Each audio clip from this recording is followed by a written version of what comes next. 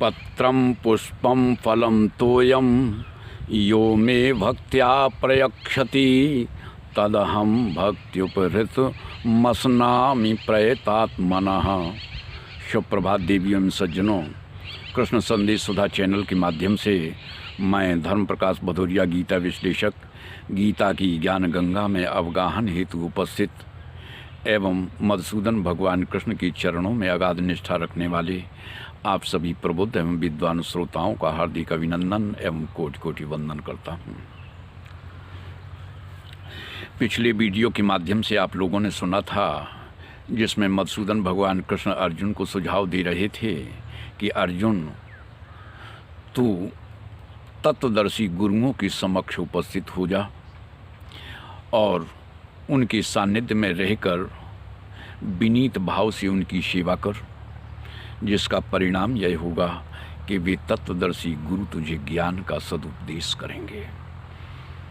इसके आगे मधुसूदन भगवान कृष्ण क्या बताते हैं उसे बड़े ध्यान से सुने ताकि विषय की गंभीरता को समझते हुए अधिक से अधिक आनंद प्राप्त कर सकें।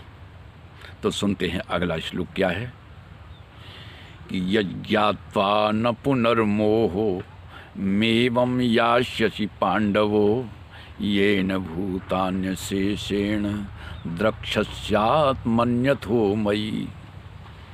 इस श्लोक के माध्यम से मधुसूदन भगवान कृष्ण अर्जुन को बता रहे हैं कि देखो अर्जुन,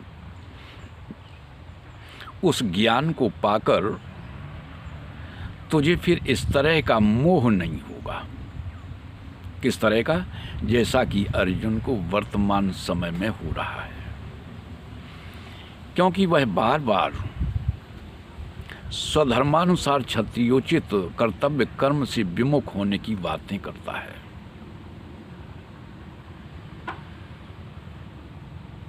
तो इसलिए भगवान कहते हैं कि जब तुम ज्ञान को प्राप्त कर लेगा तो फिर मोह नहीं होगा।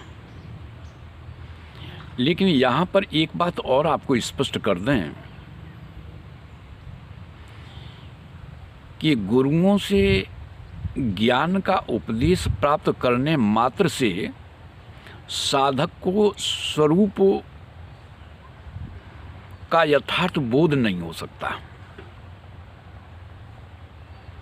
यथार्थ बोध तो तभी होगा जब उस ज्ञान को आत्मसात करेगा, जब उस ज्ञान को व्यवहार में लाया जाएगा। क्योंकि भगवान स्वयं पूर्व में इस बात को कह चुके हैं। दूसरे अध्याय के 29वें श्लोक की अंतिम पंक्ति, श्रुत्वाप्येनं वेद न चैव कश्चित्। तो इस बात को स्पष्ट रूप से कहा जा सकता है कि जब तक उस ज्ञान को अपने व्यवहार में न लाया जाए और जब तक उस ज्ञान को आत्मसात न किया जाए तब तक स्वरूप का यथार्थ बोध नहीं होता। और जब साधक को यथार्थ बोध हो जाता है तब वह समस्त प्राणियों को अपने में और फिर परमात्मा में देखता है। स्वरूप का यथार्थ बोध हो जाने पर व्यक्ति का जड़ता से सदा के लिए संबंध समाप्त हो जाता है। स्वरूप का यथार्थ बोध हो जाने पर व्यक्ति संसार से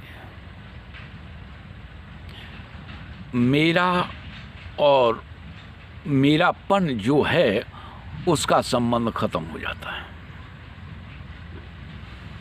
तत्व ज्ञान की प्राप्ति होने पर साधक अपने में समस्त प्राणियों को देखता है, जैसा कि भगवान बताते हैं कि फिर मेरे में देखेगा। इसका अभिप्राय यही हुआ कि फिर वह समस्त प्राणियों को परमात्मा में दर्शन करेगा। और जब ऐसा संयोग बनता है, जब ऐसी स्थिति बनती है तो दृश्य, दृष्टा और दर्शन तीनों में एक रूपता हो जाती है, तीनों में फिर भिन्नता नहीं रहती।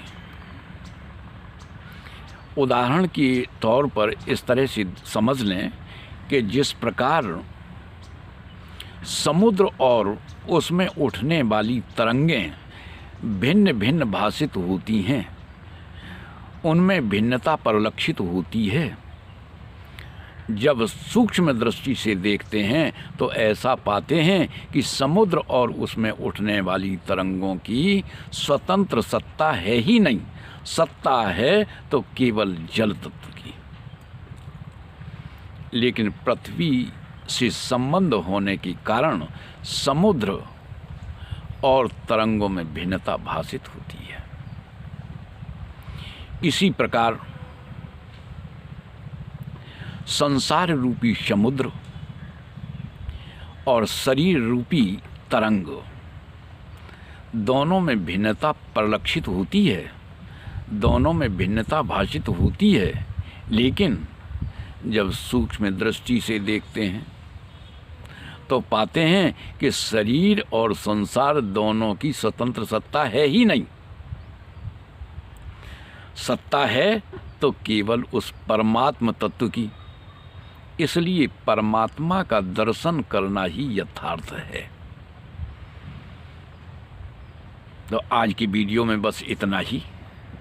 आज की ज्ञान चर्चा में यदि सचमुच आप लोगों को आनंद की अनुभूति हुई हो तो हम आप लोगों से अपेक्षा रखते हैं कि वीडियो को ज़्यादा से ज़्यादा लाइक करें, शेयर करें, अपनी आख्या दें, और यदि आप नए हैं तो चैनल को सब्सक्राइब अवश्य करें।